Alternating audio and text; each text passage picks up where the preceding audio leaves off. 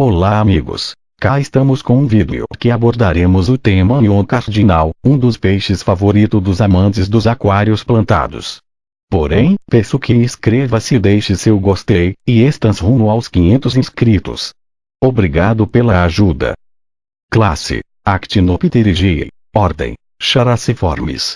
Família: Characidae. Nome científico: Paracheilodon achelrodi. Sinônimos: IP Subricon cardinalis, Cheilodon achelrodi. Grupo aquário: peixes de cardume, tetras neotropicais. Nomes comuns: tetra cardinal, tetra neon, neon cardinal. Inglês: cardinal tetra, neon tetra, rede neon, scarlet characin. Distribuição e habitat: América do Sul, Alto do Orinoco e Bacia do Rio Negro. Países: Brasil, Colômbia e Venezuela. Encontrado em ambiente lêntico, águas negras cuja característica é possuir o pH bastante ácido 4.0 a 5.0 com baixo teor de minerais e a presença de ácidos úmicos liberados pela decomposição de matéria orgânica, muitas vezes mata ciliar presente e substrato coberto de galhos caídos, raízes de árvores e serapilheira.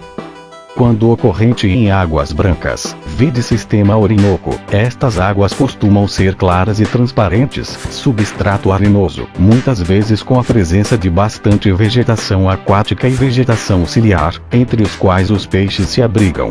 Neste ambiente o pH costuma ser ácido 4.0 a 5.0, porém, não tanto como o biótopo de águas negras.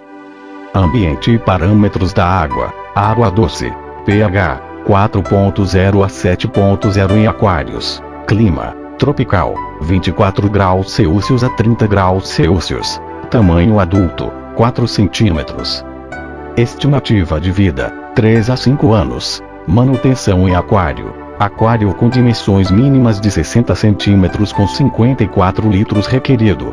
Presença de bastante plantas e raízes desejável formando refúgios. Iluminação preferencialmente moderada. Espécie extremamente pacífica e cardumeira que poderá ser mantido em aquário comunitário, desde que não possua peixes de porte muito maior. Deve-se mantê-los em pelo menos 10 indivíduos para que fiquem desinibidos e à vontade. Há aquaristas que conseguem criá-los com peixes maiores, como discos e acararandeiras, desde que os crie com estes ciclídeos ainda juvenis para irem se habituando a longo prazo. Alimentação: onívoro, essencialmente carnívoro. Alimenta-se de vermes e pequenos crustáceos, mesofauna, ovos, algas, detritos, etc. A maior parte de sua dieta é baseada em crustáceos como Cladocera, bem como alguns copépodes, além de rotíferos, e secundariamente algas diatomáceas e algas verdes, formigas, detritos, ácaros, larvas de peixes e pedaços de frutas.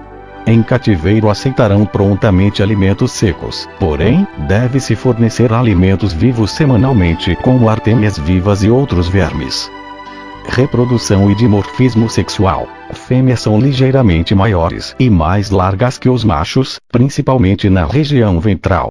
Machos adultos apresentam uma espécie de gancho na nadadeira pélvica. Fêmeas apresentam região ventral mais volumoso, principalmente em época de reprodução. Atingem a maturidade sexual com cerca de 9 meses.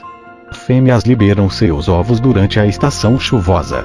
O ritual de acasalamento ocorre com o macho nadando próximo à fêmea, forçando a liberar os ovos na água. Uma vez liberados, são fertilizados em seguida. São liberados cerca de 500 ovos que irão afundar ou aderir a plantas. Ovos eclodem em cerca de 24 a 30 horas após e as larvas estarão nadando livremente em cerca de 3 a 4 dias. Os ovos são fotossensíveis, sendo liberados em locais sombreados. Larvas também são fotossensíveis, e pelo menos nos 7 primeiros dias de vida são habituados à presença da luz de forma gradual. A iridescência característica deste peixe é uma cor estrutural causada pela refração da luz sobre os cristais de guanina que se desenvolvem no interior das células especiais, chamadas iridócitos, na camada subcutânea. O tom exato do azul vai depender do ângulo de visão do aquarista em relação ao peixe. Se o aquarista muda o ponto de vista, de modo a olhar para o peixe mais abaixo, a cor vai mudar tornando-se mais azul. Olhando mais de cima, esta cor torna-se mais esverdeada. Durante período noturno, apresentam coloração levemente castanho transparente.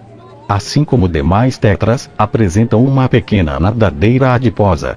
Possuem uma única fileira de dentes. A função da cor azul intensa em seus flancos pode ter evoluído como uma estratégia de evasão de predadores, de acordo com a hipótese de Ikeda e Koshima, 2009, que publicaram um estudo de campo desta espécie em riachos de águas negras próximo de Requena, na Amazônia peruana. Os pesquisadores descobriram que a coloração brilhante da faixa lateral em P. inese é menos visível em águas negras, exceto quando visto de um ângulo limitado de cerca de 30 acima do horizonte, e que isso poderia ajudar a confundir predadores.